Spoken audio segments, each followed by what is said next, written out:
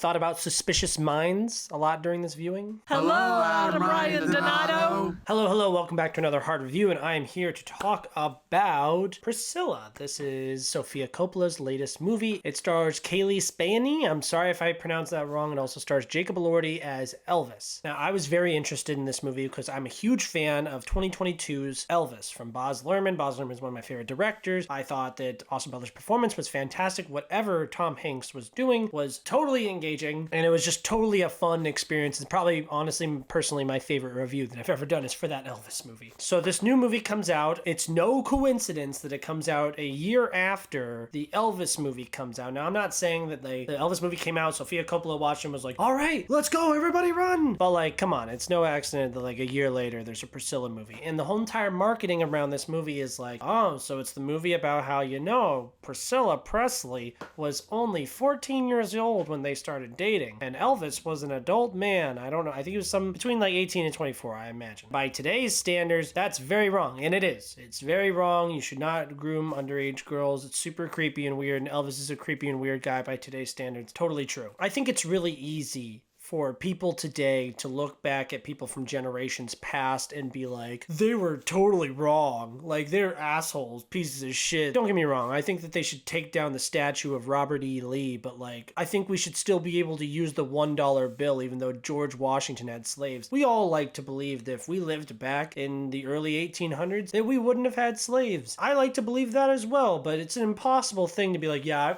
I wouldn't have. It's so like pretentious. I'm so morally upright, I wouldn't have done it. It's like that was the societal norm at the time. It was wrong. It was very wrong, but it was a thing. So I'm sorry that the history was the way that it was. But like, do you want me to dig up Elvis's grave and kill him again? And I don't think that that's the movie's sole intention. It's just that's kind of the marketing. Because I'm working on this movie. I didn't work on the trailer or anything, but I'm doing an audit for it, counting the people that are going in. I'm counting them by the demographics, right? The age, gender, ethnicity. The overwhelming majority of people that were going into that theater were women aged 18 to 24. It was mostly white women. Now, a movie like this, you generally think, oh, history movie, it's gonna be an old people thing. Be a lot of old white ladies here watching this movie being like, I remember that. But there wasn't. And I thought, why is that? Why are they not going to see this movie? And I think it's because the marketing, at least, is very much so associated with cancel culture. This old, rich white guy in power, did this very wrong and bad thing by today's standards. We're gonna bring that to light and we're going to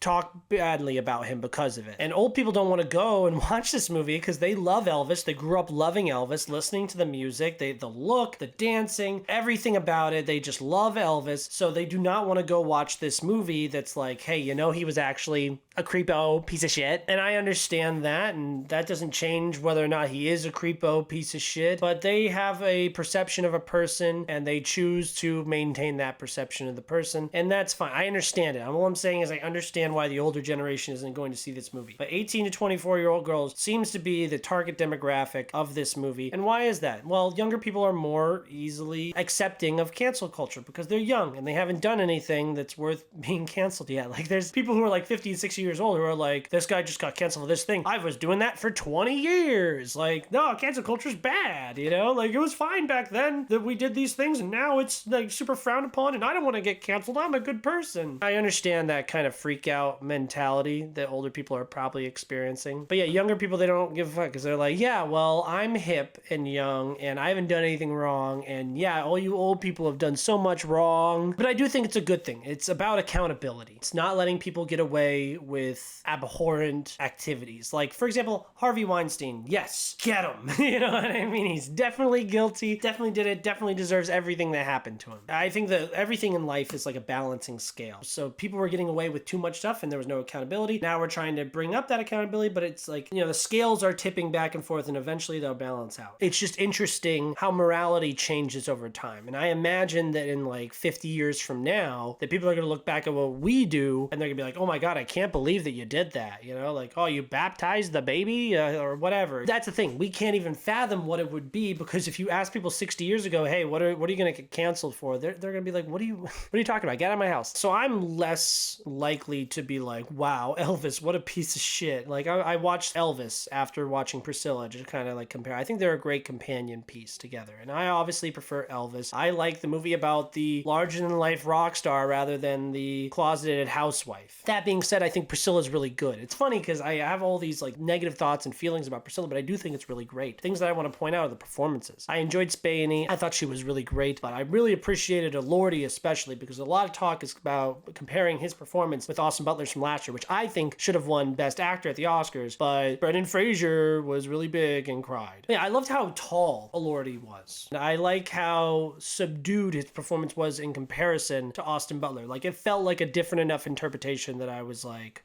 I enjoyed it. Other things that I really want to point out is because this movie really shines light on how Priscilla Presley was groomed from a young age. She was put in situations that a woman of her age should not be put into. These kind of accelerated adult things that she's doing, she was not prepared for. Like, a lot of this movie, she seems really immature and she freaks out about things. And it's like, well, yeah, because instead of being a normal high school teenage girl, she was moving into Graceland by age 16. So it's easily understandable why she acts the way that she acts. Elvis does come across as a creep. Like, everyone keeps saying like, oh, it's not a hit piece, it's not a hit piece. And it's interesting because obviously the Elvis estate is unhappy with the depiction of Elvis in this movie. And then Lisa Marie, the child, I think that's her name, there was a quote from her where she was like, yeah, I didn't really like the script of the movie. I feel like that's not a good representation of my dad, like not an accurate representation of my dad. I feel like it's very mean, and I feel like my mom didn't see him that way. What she's saying is true to her, sure, but like I think that parents definitely shy away from telling the whole truth to their kids from time to time to protect them, you know? While you're gonna sit there and tell your daughter about how much of a piece of shit her dad is, her legendary father, but that's true to her. And I guess that's some of the privileges that you get taken away when you're in the spotlight. You know, you make a book that's made into a movie about how you feel, and obviously she's gonna see it, and obviously she's gonna know, so you may as well have accurately depicted the relationship you had with your husband to your daughter rather than letting her find out through the book or through the movie, I guess. I don't know. Elvis treats her like a doll. He makes every single decision for her. She's like a prison in this paradise. What teenage girl wouldn't like to fall in love with a famous artist of the time that everyone's in love with, a total sex icon, run away and live with him and be his wife and have his kid? But it shows the downside of that. Like, she's really bored. You know what I mean? And she can't really spread her wings, be an independent woman, and do the things that she wants to do to feel like a whole person. And that's super sad. I want to point out, as much shade as Elvis gets in this movie, her parents get a lot of shade as well, from me at least, because you will let this happen. Like, I understand at a certain point in time, like, she was enamored with this guy and they already had a relationship and she was going to do anything and everything to be with him, and so you had to go let her be with him. But at the beginning, from the jump, she's 14 years old and you're allowing her to go to this party with a bunch of grown adults on her own. That's initially wrong. Like, the parents should have never let this escalate to the point that it did, and this is on them as much as it is on Elvis. I mean, it's creepy that the way that she's introduced to Elvis, one of Elvis's friends is like, hey, me and my wife are going to this party and Elvis is there and you want to go and we'll chaperone you. And then she goes to the party and she's like immediately introduced to Elvis, and Elvis, you know, starts digging his hooks into her. That creep. He like decides what her look is going to be, and he's very opinionated about it. He's very blunt with her about it. And I did appreciate like how straightforward he was with her about a lot of things, because she's like, oh, I was thinking about getting a job, like a part-time job, like a couple nights a week, like doing it would be fun. By the way, I thought was like offensive. There's people out here working multiple part-time jobs just to pay rent. It kind of reminds me, there was a Charlie D'Amelio, I think, video where she was at Target and pretending to work. She had the vest on and she's like swiping groceries, like scanning them, and she's like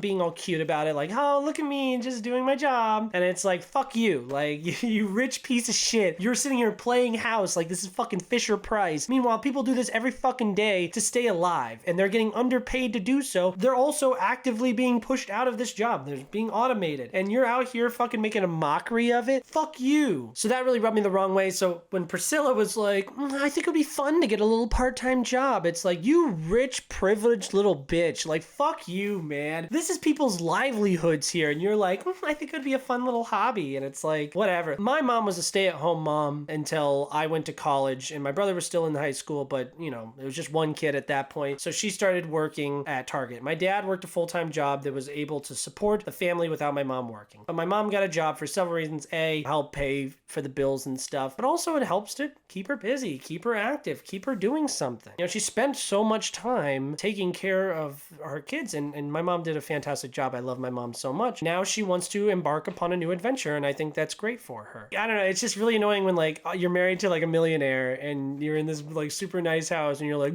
I'm just so bored. And it's like fuck you, my job isn't your little like hobby, you know what I mean? Not that I work at Walmart or ever have. Yeah, he decides her whole look and everything, and there's like a whole scene where she's trying out stuff. He's like, that's not your color. Stuff like that, and telling her how she should do her makeup and stuff. And the makeup and hairstyling was awesome in this. Obviously, it's like a softball pitch of a movie for stuff like that, because Priscilla Presley, forget Elvis Presley, who has one of the most iconic looks of all time. Priscilla Presley has an extremely iconic look, and I think they did a fantastic job with that, especially the wardrobe and costumes. I think that was fantastic as well. Like, I think it's a really well-made movie, and I did like these characters, and I was interested and engaged with where it was going. I just think it wanted to have its cake and eat it too. Like, I feel like it wanted to show an honest depiction of what this relationship was like from Priscilla's perspective, but from a zoomed out marketing perspective, it's like, oh, it's the cancel culture movie, canceling Elvis because he's a little pedophile, grooming young girls to be their baby mama slash housewife. Oh, how oppressive is he? He threw a chair at her head, which is wrong, and you should never do anything like that. And I'm not absolving him of his crimes. He did do wrong things, especially by today's standards. He did wrong things, but they're trying to show how like bad that he was to her and how much he mistreated her. But they also want us to buy into the romance of the whole situation. In no way am I allowing myself to be like swooned and fall in love with this couple, because I'm like, well, she's a 14-year-old girl. She's literally dressed like fucking Megan or Annabelle, you know, the little dolls, the creepy dolls, and you got the little, you know, dress like that, and you know, the hair and the little pigtails, and it's like, with how tall Lordy is, like, they really infantilize her, and it's really creepy and weird. By the end of the movie, it's like this bittersweet, like, I left him, but I love him, you know, and what a romance. And like, I know I didn't fall in love with this romance because it's creepy and weird. So I'm not feeling the love. I'm also not feeling the tragedy, because I'm sorry, I know that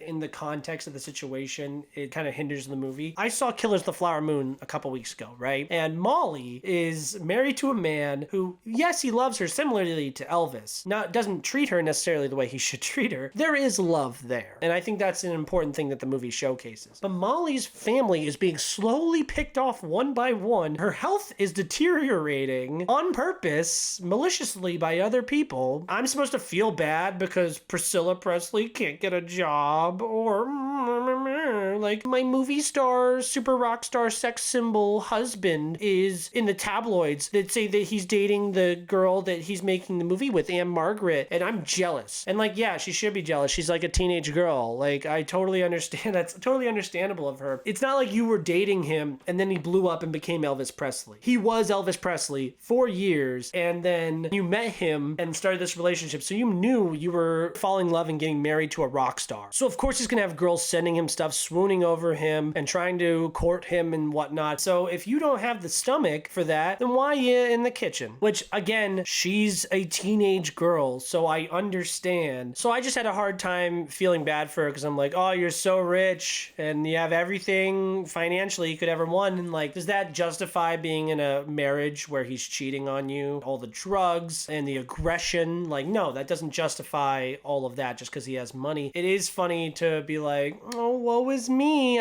he doesn't want to fuck me. It's hard to not be like, oh, rich people problems. This is a movie made by the daughter of a millionaire about the wife of a millionaire and her plight, and I'm like, oh yeah, that must really suck. But that's just poor people problems. I love all of the song choices in the movie. I thought that the soundtrack was absolutely fantastic. There's a lot of things I really like about this, and I think Sofia Coppola is a filmmaker, a very good filmmaker, who we should give the benefit of the doubt to and deserves to be like, what did she mean? You know what I mean? mean? What's the intent? What's the intent of the book? What's the intent from the director? What's the movie trying to say? And it's one that's given me clearly a lot of food for thought, and I'm going to be thinking about for a long time. And it made me go back and watch Elvis and compare and contrast the timelines here. But I very much so am interested in and really enjoy the experience of viewing Priscilla. I think that you should as well. I think it's a 4 out of 5, and I gave it a little like on Letterboxd. I could see it going up over time if I find myself being more sympathetic. It's just, I had a hard time being like, oh, it's so tragic because she's so privileged and well off. Also, I didn't fall in love with the romance because the entire time the movie is telling me, well, this is creepy and weird and bad. So yeah, leave him. What? But I think it's a very interesting perspective to attack this story, and I think it's a great companion piece with my second favorite movie of 2022, Elvis, directed by Baz Luhrmann. Check that movie out as well. 5 stars. Watch my review of that. I was very drunk and I was just yelling about how much I love that crazy fucking movie. Thank you guys so much for watching. Like, comment, subscribe, and why don't you tell me what your favorite female biopic is? Another thing that I thought about this movie is I love Spencer from 2021. I actually thought that Kristen Stewart should have won Best Actress from that, and I felt a lot more of the tragedy behind her story than I did behind Priscilla's story, because there was clearly a significantly less amount of love in that relationship in Spencer than there is here. She is a part of this like oppressive system. I feel like the stakes were so much higher in her relationship in Spencer, and also I think the performance was better. Everything. I just think that they nailed the look more in Spencer more, and it's a more enjoyable movie to watch. Not enjoyable, like it's not a fun movie. It's a very heavy movie, but I thought it was a lot more effective in doing what this movie was trying to do.